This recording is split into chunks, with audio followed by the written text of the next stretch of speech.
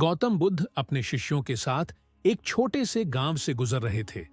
गांव के बाहर एक बड़े सुंदर बगीचे में उन्होंने विश्राम करने का निश्चय किया। वहां का वातावरण बहुत शांत और मनमोहक था। बुद्ध ने अपने शिष्यों से कहा कि वह कुछ समय ध्यान में बिताना चाहते हैं। शिष्य भी ध्यान मुद्रा में बैठ गए।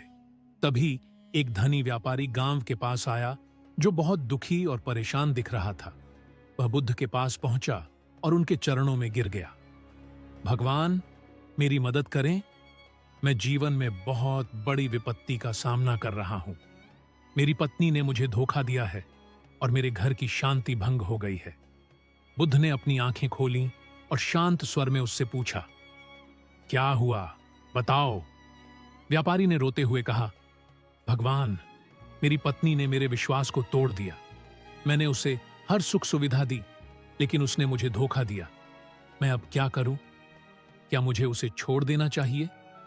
बुद्ध ने उसे शांत किया और बोले, तुम्हारी पत्नी का नाम क्या है? सुलोचना, व्यापारी ने जवाब दिया। बुद्ध ने अपने शिष्यों को बुलाया और कहा, हम इस स्थिति को बेहतर समझने के लिए सुलोचना से मिलना चाहेंगे। व्यापारी ने सहर्ष उनकी बात मानी और बुद्ध को अपने घर ले आया। वहां सुलोचना पहले से ही इंतजार कर रही थी। बुद्ध ने सुलोचना से पूछा, क्या तुम अपने पति को धोखा देने के आरोप को स्वीकार करती हो? सुलोचना ने शांत स्वर में कहा, भगवान, मैं आपसे कुछ कहना चाहती हूं। मेरा उद्देश्य कभी भी अपने पति को दुख पहुंचाना नहीं था। बुद्ध ने उसकी आंखों में देखा और बोले, तुम्हारी बात सुनने के बाद ही हम निर्णय लेंगे। सुलोचना ने आगे कहा, भगवान, मेरा विवाह जब हुआ तब मैं बहुत छोटी थी। मेरे पति व्यापारी थे और अक्सर व्यापार के लिए घर से बाहर रहते थे।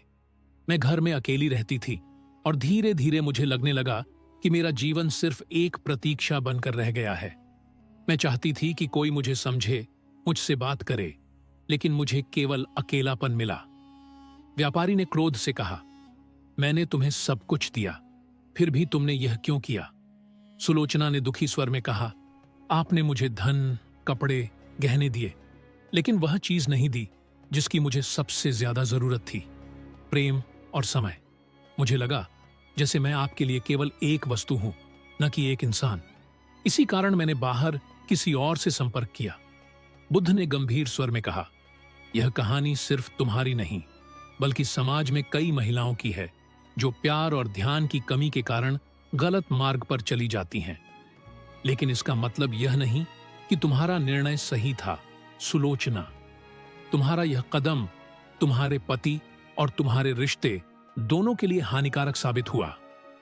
बुद्ध ने फिर व्यापारी से कहा, तुम्हारा क्रोध सही हो सकता है, लेकिन यह स्थिति सिर्फ तुम्हारी पत्नी की गलती नहीं है। तुमने भी अपने कर्तव्यों का सही तरह से पालन नहीं किया। रिश्ते का आधार केवल धन नहीं होता, उसमें प्यार, समझ और समय की भी आवश्यकता होती है। अगर तुमने उसे यह दिया होता तो शायद यह स्थिति नहीं बनती।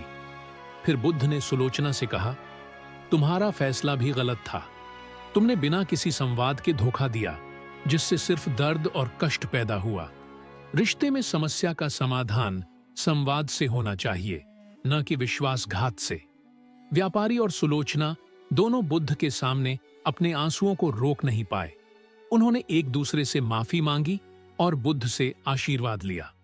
बुद्ध ने उन्हें सिखाया कि किसी भी रिश्ते में गलतफहमियां और संघर्ष होते हैं, लेकिन उन्हें दूर करने का सही तरीका धैर्य, संवाद और एक दूसरे की भावनाओं का सम्मान है।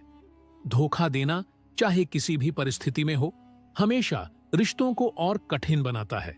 बुद्ध ने यह भी कहा, त्रिया चरित्र का मतलब यह नहीं कि नारी ही दोषी है। हर व्यक्ति का चरित्र उसके अनुभवों और जीवन की परिस्थितियों से बनता है। हमें एक दूसरे को समझना और सही मार्ग पर चलने के लिए प्रेरित करना चाहिए। इस प्रकार बुद्ध की यह शिक्षा प्रेम, विश्वास और संवाद की महत्वता को दर्शाती है और हमें यह सिखाती है कि किसी भी रिश्ते में धोखा या क्रोध से पहले संवाद और समझदारी का मार्ग अपनाना चाहिए। बुद्ध की गहरी शिक्षा जीवन के हर पहलू को छूती है और उनकी शिक्षा हमें यह समझने में मदद करती है कि सही मार्ग केवल आंतरिक शांति और धैर्य से ही पाया जा सकता है।